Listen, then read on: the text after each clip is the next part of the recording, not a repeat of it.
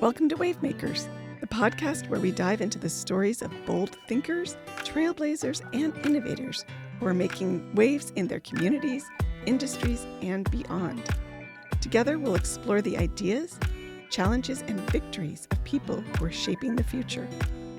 At Wavemakers, we bring you thought-provoking conversations with those who are pushing the boundaries, defying expectations, and creating impact in their own unique ways. While we're proudly produced by Rio Salado College, a place that values lifelong learning and community impact, this podcast isn't just about education. It's about real-world stories of passion, perseverance, and progress. So, if you're ready to dive deep into the big ideas and get inspired by those who are making waves, you're in the right place. Let's get started. Hi, everybody. I'd like to welcome you back to Wavemakers. Today, we are bringing in another student to talk to us about her experience with Rio. And actually, her experience is extremely long-standing. Alysa, you want to introduce yourself to everyone and maybe let them know when you started with Rio and why? My name is Alysa, and I took my first course from Rio Salado in 2006, so it's been almost 20 years now. And I started with Rio because I was actually a teacher at the time, a Spanish teacher, and I needed to take a certain number of courses in order to keep up my teaching license. And so I was a new mom and had little ones at home, and Rio Salado was perfect for me to be able to complete the courses and keep learning and growing and maintaining my teaching license while they were sleeping. That's great. I know as a student myself, I often took advantage of that sleeping time to get some studying in. That is for sure.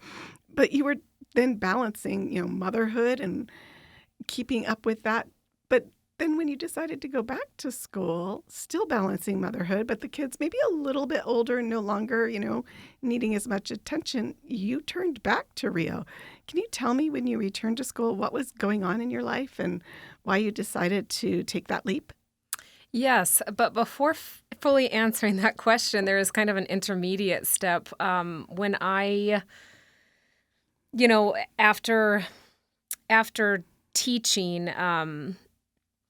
I realized that 30-something children all at once was too much for this introverted soul. And so I started doing a little bit of career exploration actually through Rio Salado. And so I took Spanish medical interpretation, both as career exploration, and it also helped me keep up my teaching license.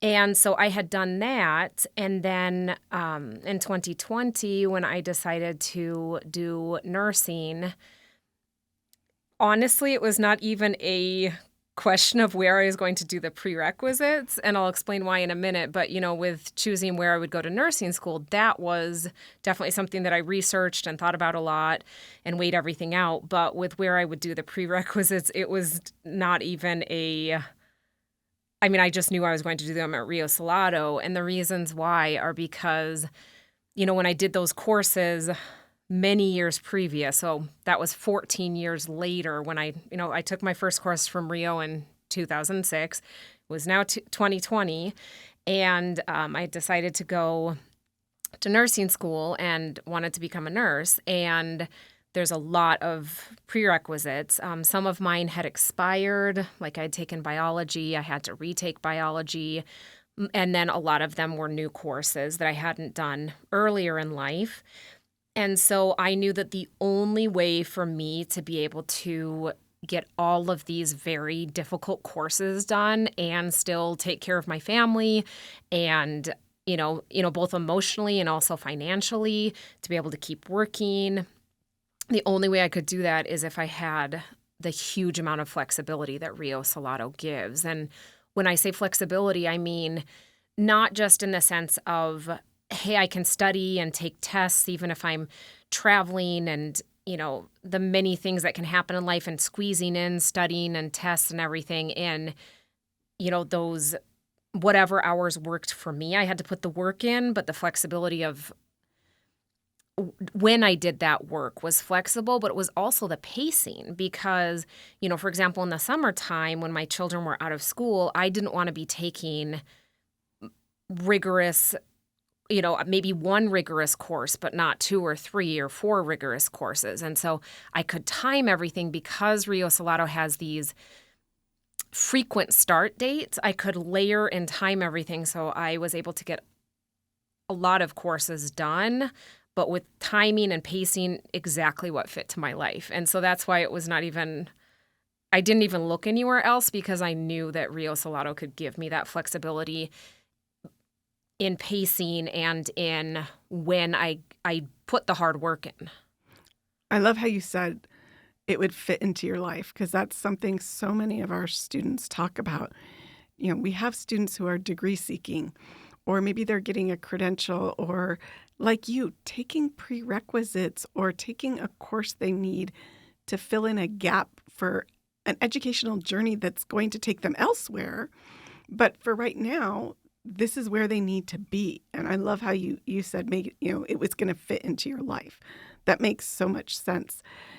You mentioned that big gap between being your first time taking classes at Rio and the second time, and for two totally different purposes. Were there any doubts or fears? Your family is in a different cycle, in a different time of their lives. Did that, bring any doubts about, okay, should I do this now? Or what finally made you say, yep, now I'm going to do it? I laugh because, I was scared out of my mind. I was scared that I wouldn't be able to manage it all. I was scared that the courses, I always wanted to do medical from a young age. I didn't have the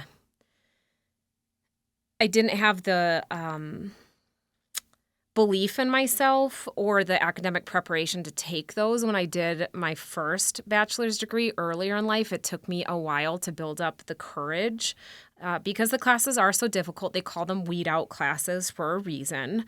And I just was really, really scared. The fears about taking care of my family, those I was able to work through by a lot of careful planning. So I did a lot of preparation before I did this. I had a lot of food in the freezer. I taught my children how to do their own laundry. There was a lot of preparation that went into that. And then I have a great partner that supported me and took on a lot. And so that part was solved through that. And then for the fears about what if I'm choosing the wrong path, or what if I'm not able to do well in this path, those were there the whole entire time. But the way that I face them is, that being courageous is when you're scared and you do it anyway. And, I recognize that life is never fully in our control, and all we can do is do our best guess of what the next step should be. And it got to a point where I was like, okay, this is my best guess. And I'm never going to know fully how it's going to turn out and if it's safe or if it's the best thing. But I just have to start moving down a path. And if it's seeming like it's not the right path, I can learn from it and redirect. But I got to a point where I was like, the worst thing I can do is to stay in the same spot because I'm scared. So I started thinking about how the pain of not taking risk for me was worse than taking the risks and have it not turn out how I hoped. That risk, that step. So many adult learners talk about that. Can I do this? Am I going to be able to do this? How am I going to balance it all? I think I've heard you talk previously when we shared about just the organization, the dedication, the time management. What steps did you take during that first Spanish course to be sure that you were setting yourself up for success? Well, I'd like to say something about adult learners. I think, one of my fears was that I'm older and my memory isn't as amazing as I was when I was younger. That was one of the many 500 things I was scared about. And, I had a friend that had been to law school, and she said, I was so jealous of the adult learners, the older students, because they had so much more organization skills and life skills built up. And so I started to see, okay, I have certain disadvantages as an older adult learner, but I have other advantages. So with organization, to get set up for going back to school, for nursing, because Spanish medical interpretation, I did that in between. I mean, I would have to look to know the exact dates, but I would say somewhere around 2010 to 2015. And so that was a way that I kept my teaching license up and kept career exploration and kind of putting my toe in medical and Spanish interpretation. And then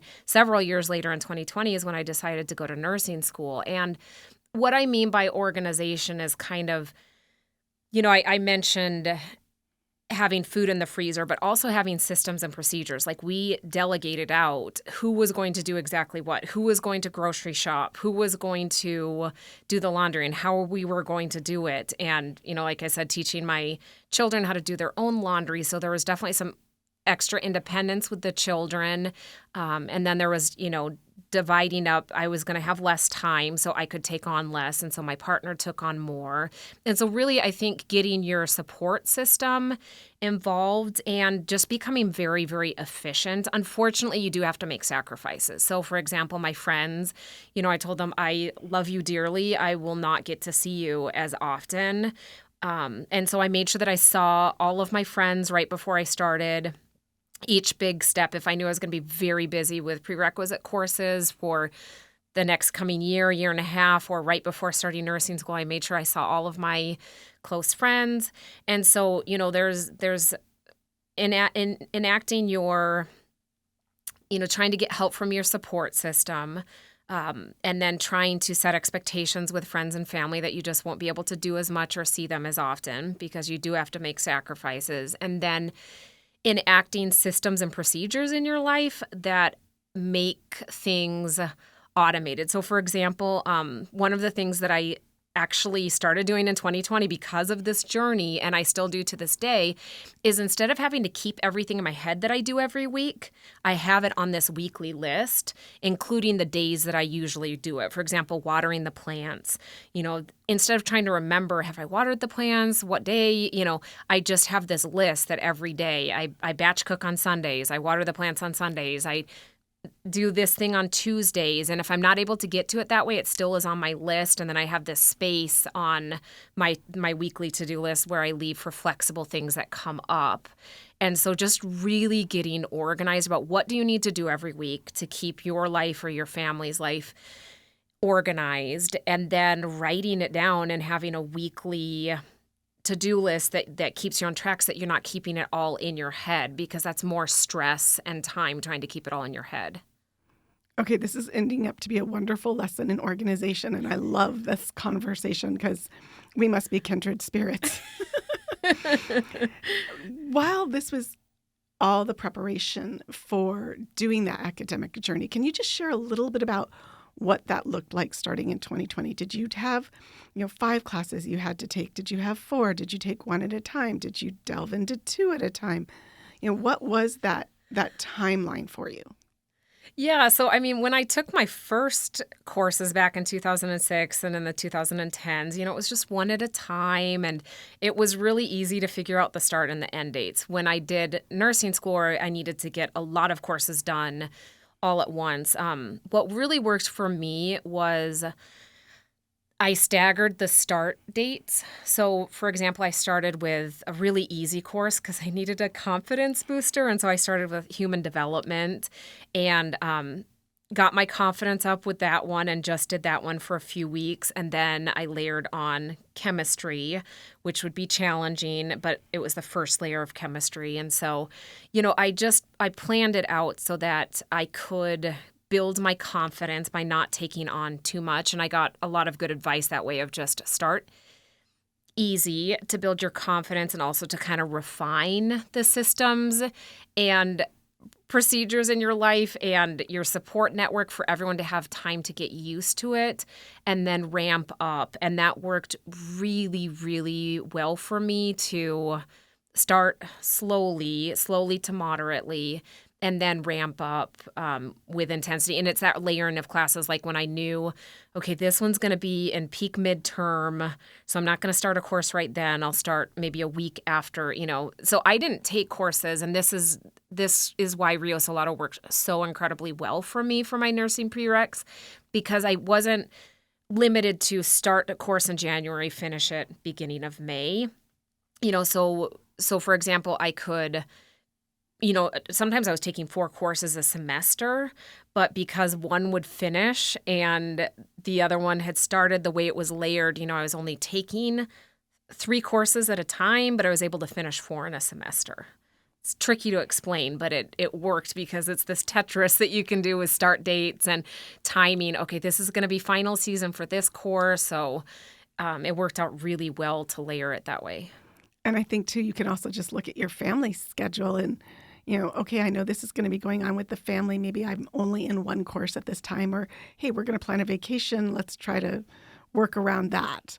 I imagine that was a lot of planning and organizing and pulling out the calendar and just color. I don't know about you, but I color code mine. Were you spying on me? No, honestly, I really wasn't. No, this is exactly what it was, and allowed me. Like there was one summer, that we had saved up so that we could finally take a few special trips with our children when they were all old enough to remember and they were in high school, and then the pandemic hit, and so we couldn't travel with our children, and we were so worried because our oldest was, going to leave the nest in a few years. And so the way it turned out is that we could finally take a couple of special trips with our children, but all in one year. Because I was about to start nursing school. My daughter was about to go off to university. We finally could travel pandemic-wise. And so that's exactly what I did. That summer of traveling, I was only taking one course, and I was taking my really intense courses right up until the day they got out of school. And then I was only taking one course of that traveling summer. And I mean, that is exactly what I did, was I was able to just titrate it and plan it exactly towards maximizing my time with my family and still doing this ambitious goal of all of these difficult science courses for the nursing prerequisites. I think a lot of people, as their adult learners, look at the idea of going back to school, and you've just outlined beautifully how they can make it work. I love that you share that. Let's move forward a little bit. You finished the prerequisites. What did you do next, and where did your training from Rio play a role in the future you have today? So what I did next was apply to nursing school, and the credits from Rio Salado transferred beautifully and also prepared me really, really well for the difficult nursing courses that I took in nursing school. I felt very well prepared. And so from there, I was able to, it was a journey. I won't go into all of the details, but I'll just say it was a rough journey to find the right fit in a job. That's not easy, and it's messy, and it took a while. But I was able to find a job that really fit with my health, and which was my top concern. I have some health particularities that I needed, and I was able to find something. And one of the most beautiful things is that the Spanish medical interpretation is something that I get to use on a daily basis. And it was great because I could, just right away start with that instead of trying to, eventually get that, which I could have done it the opposite way, but it was so nice to have it in place. And then when I started as a nurse, I was able to communicate directly with patients in Spanish. We always, if we have a patient that speaks Spanish as the strongest, most comfortable language, we do Spanish interpretation, and it's wonderful, but it does have its limitations because it takes extra time, and it's also just not the same as that direct and deeper communication that you can have when you're speaking directly in the most comfortable language for a patient. So that has been really beautiful for me to use the Spanish medical interpretation, and to get to use it from day one was really exciting. Can you think of a moment in your job when speaking Spanish made a real difference in that interaction with the patient? So I'm pretty terrible at coming up with key moments. And so, I will just say that I have had people express, I'm so grateful to have found you, that I can explain this to you so well, and that, I've just had people express gratitude that we can have that communication directly. And And I think, you can see it on people's faces that they're just so grateful to be understood. And that's what we all want. We all want to be understood and to have people see us. And, it can be done through interpretation, but I think there's a more direct, deeper, easier connection when it's direct instead of filtered through interpretation. I think it's a skill today that's going to be valued more and more. And because I think fewer people, quite honestly, are taking the languages and getting that fluency, especially for a level of being able to do medical interpretation. So first of all, thank you for doing that. I really appreciate it. And I think a lot of our community will say the same thing. Looking at your nursing career, what's the biggest lesson that you've learned since stepping into this career? And was it and is it what you would hope for back before you even dared even thinking going into a medical career?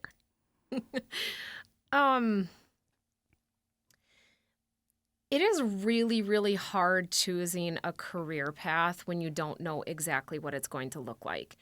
And I think the only reason why I felt like I could choose nursing when I really didn't know what it looked like is because I had so many people tell me it is such a broad field that you'll be able to find your niche. Now, I think I never could have imagined how tricky it can be to find that. I just can't say enough how messy I think life is. And so I really, want to get that across that, life is not fully in our control and we can do our very best and then have things not turn out. But once again, I go back to that having the piece of, but I tried. Yes. And I did something and I was brave. And so even if it didn't turn out how it thought, I made some reference to when I graduated from nursing school, it being a journey to find the right fit. And there was a moment that I was really scared. What if I did all of this work and sacrifice and then it doesn't turn out? And a lot of that had to do with my health difficulties. And, being a new nurse is extremely stressful, especially bedside. And usually you can't get hired outside of bedside until you have that experience. And so, it's messy, it's tricky trying to figure out what a career is going to be like when you haven't actually done it. And especially medical because everything is so protected as it should be for health information, getting in and shadowing can be really difficult to get into. But I think talking about other careers, because I think with nursing, the main thing that you can do, because shadowing is hard to, try to do shadowing, but I think the main thing that you can do is really talking to people, like, what are the hardest things about your job? Telling them your particularities. Do you think I would be able to handle? What does it look like? What do you think the challenges would be for me? I know those are tricky questions for people to ask, but it really helped me a lot. And then with other fields, I think shadowing is huge because then you get to see what it actually looks like day to day. And I think that's the most powerful way to figure out what a job's actually going to be like is shadowing. That is such a great lesson for all learners of all ages to grasp onto and to know that there's that period of exploration that they can take and that they should take. What I wonder is, what have your children taken from all this? They've truly been coming up and watching you go through the different career paths and going back to school. I know when I went back to school, my kids were kind of like, wait, Mom's doing what? Like, we're what? So how did that transpire in your house, and what do you think they've taken? What lessons maybe have they learned? Well, I'm going to be that person and flip your question and say what I learned from them, because I have, and the reason I'm flipping it is because I have no idea what they took away from it. But what I learned from them is how to support other people. They, when I'd be stressed or worried, they'd be like, Mama, you can do this. You've got this. Like they would cheerlead me on and I would cheerlead them on in their pursuits. We would be stressed out of our minds and have hard moments and apologize to each other and Yep. repair. And just that, and when they would be so funny when I would have a success. I'd be like, I just barely scraped by with, a good grade in this class. And they're like, we never doubted you, Mom. We knew. And they would joke about, you're so silly. We knew you were going to get a good grade, or we knew you were going to get into nursing school. They just, and they were just so incredibly supportive about taking on, their children. We didn't give them too much. We gave them each one new responsibility. Well, I guess two, because they all started doing their own laundry. So, they were doing their own laundry, and then we gave them one new responsibility.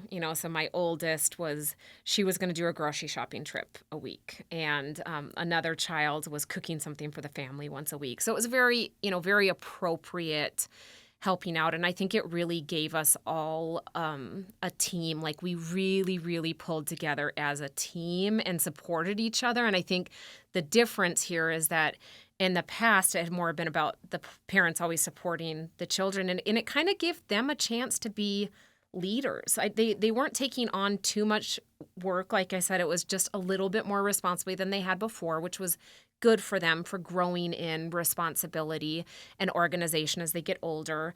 But they got a chance to be a supporter and a cheerleader too. So I learned a lot from them about how to support other people. So those lessons that you've learned from them and that you've learned yourself over the past couple of years, what advice would you give for someone listening who's unsure about being able to juggle school and work and family? What would you tell them? The first thing that I would say is that chances are you can do it. And what I mean by chances are is that, there may be some adjustments. So let me say it again. You can do it. It's just a question of what adjustments may need to be made, because you can't add something big into your life. I don't know if you've seen the demonstration of the big rocks and then the sand. Taking even one class is a rock in your life. It's not little pieces of sand, Maybe adding in an extra exercise class a week, that's a little bit of sand. It's a 45-minute exercise class. But taking a class is going to be, even one is going to be, 10 hours a week or whatever it ends up being, 8 to 10 hours a week, depending on how difficult the courses are. And so you have to make changes in order to make room for that rock. Or if you were doing what I was doing at a certain point of getting 4 intense courses done in a semester, that's several rocks that you have to make fit. So you can do it. It's a matter of, I think, 2 major things. It's that organization and preparation, I guess 3, and then also a support system if you are able to, if there's anyone that can support you a little bit, to accept a little bit more help than you would normally. And then the third thing is working on believing in yourself, because our brain supports us in what we're thinking. So if I'm telling myself this class is too hard, I can't do it, my brain's going to support that conclusion. Whereas if I tell myself this course is very hard and I can put in the work every day to be able to be successful in this course, and I might have to retake it, and if that's what has to happen, that's what has to happen, but I can do this. It's a matter of how. And something that was really helpful for me was really just thinking about one day at a time, sometimes a week, but 1 to 7 days at a time, just getting through that. Because if you try to think about the whole journey, like for example, with me going to nursing school, if I tried to think about the whole entire journey, all of the prerequisites, and then getting through nursing school and then finding a job. I did it a couple of times and I ended up in the corner crying. So, it's more that you have to think like, what's the next best step, and try to focus on one step at a time. And you might have an idea of what the big, long journey is that you want, and you might not yet, but really try to focus on what is the next best step, and then do the things that you need to, meaning practicing believing in yourself, organizing yourself, all of that. And then that slow and steady start versus trying to jump in something that that is maybe too much, and then you might have a rough start just because you took on too much. A lot of that goes back to that growth mindset. Like you said, just telling yourself, yes, it's hard, but yes, I can do it. I have a friend that we start every day. We can do hard things. Whenever we talk to each other, we can do hard things. And I agree. Just making that step forward makes such a difference. Yes, and there's not something wrong with you if you are having obstacles and difficulties. It's not a sign that you are not cut out for this. It's a sign that you're doing a hard thing. Mm-hmm.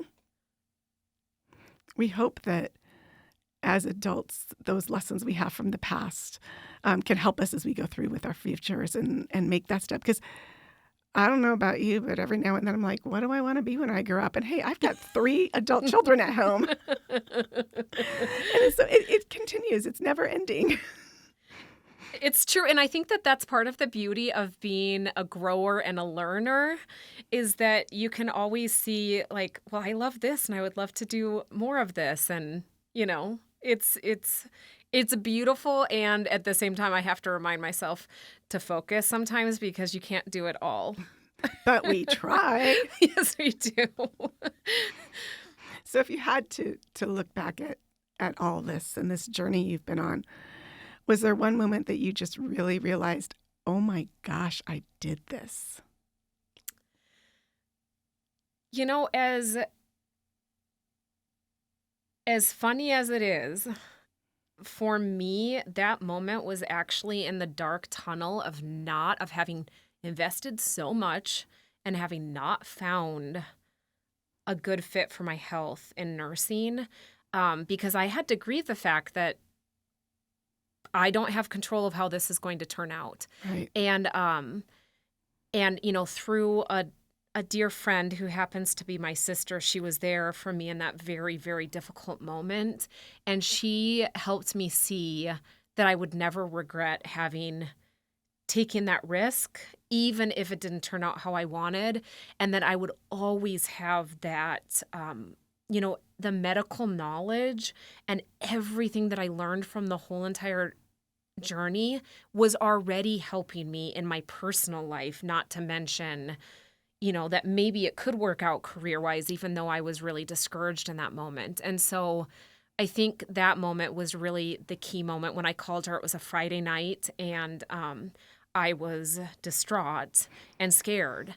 And she helped me see that no matter what, it was a success story because I was brave and I did a really, really hard thing and I took a risk, and no one can take the knowledge away from me that I earned through a lot of hard work. And that's a beautiful, and I'm so glad that somebody was there just to be able to remind you. And I hope you see it every day in the work you're doing. Thank you. I do. And now, you know, now it's really a honor and a sacred responsibility to be part of a person's health journey. And I'm just really, really grateful for it. Well, we're really grateful for you sharing this story with us.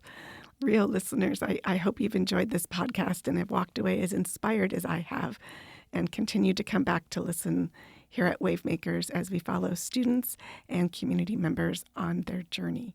Thank you for listening. Thank you.